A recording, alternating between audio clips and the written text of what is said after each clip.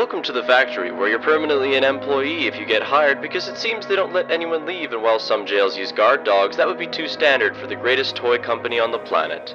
I don't know why we came in, but I'm in the business of getting out as quick as possible, and it's only a matter of time before we shatter this chapter into more pieces than my heart was in the first time I saw Mr. Huggy. But for now, let's check in with our leaderboards and whip out our own violation of this video game in just 7.5 minutes of waiting for the classroom movie day monitors to finish playing and putting the Hoppy and Poppy before murdering the man that I honestly do want to try hugging. It just hasn't worked out great for me yet. This is the Poppy Playtime Speedrun Explained. So first of all, I don't want to call the opening cutscene boring, but after 69 times riding the old man's speech train, I'd be ready to get off at the station. So before you start the timer, hit new game, then Alt F4 and open the game a second time. Now when you resume your hugging experience, there's no cutscene. That isn't a skip because the timer isn't running yet, it just saves you from going insane. Boom, take control and start that timer, and thankfully the passcode never changes, so provided you're not colorblind or stupid like me, you can just zoom on in and pretend you're in primary school again, and your classroom just earned a big reward for not making the substitute teacher quit her job again.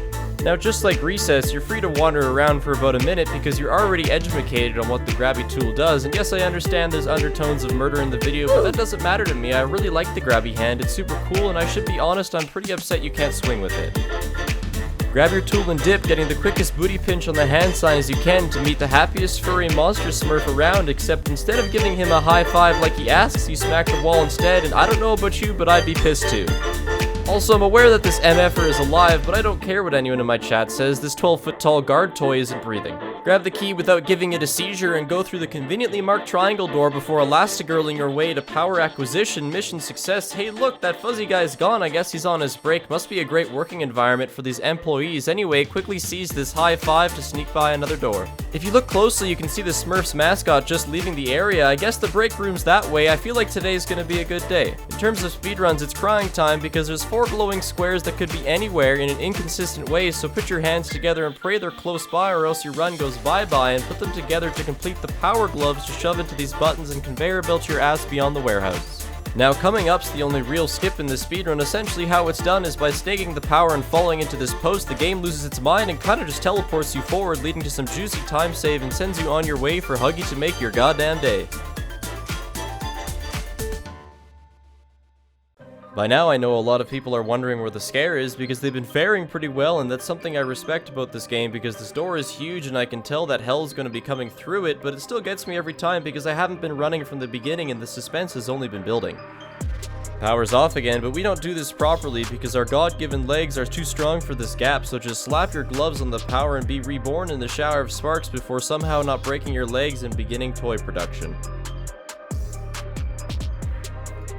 The toy's your key to be free of this place that you went into and suddenly are trying to escape for some reason, but I don't think that's the door to outside. I think we're interrupting Blue Shaggy's break time and he takes that shit very seriously.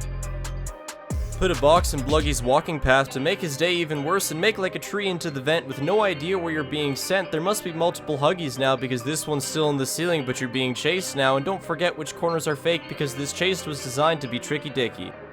So keep that DPI high and get those mouse flickies in to escape your consumption fate, then remember that you have head-popping gloves in your arsenal, so turn around to face your foe and throw that asshole down to hell and discover that he must be organic unless those vents magically got bloodstains on them. Now in essence your run is done. Let's see how effectively you can press your W key before opening the box of an enemy that honestly looks a lot less dangerous than the huge upset guy gaining on you, but that's it, that's your time. I've got a lot of faith in the future of this game and we'll be back to name any new skips that are found because we can get out of bounds, so soon the candy monkey on steroids might not even feature in the run once we're through and done with it.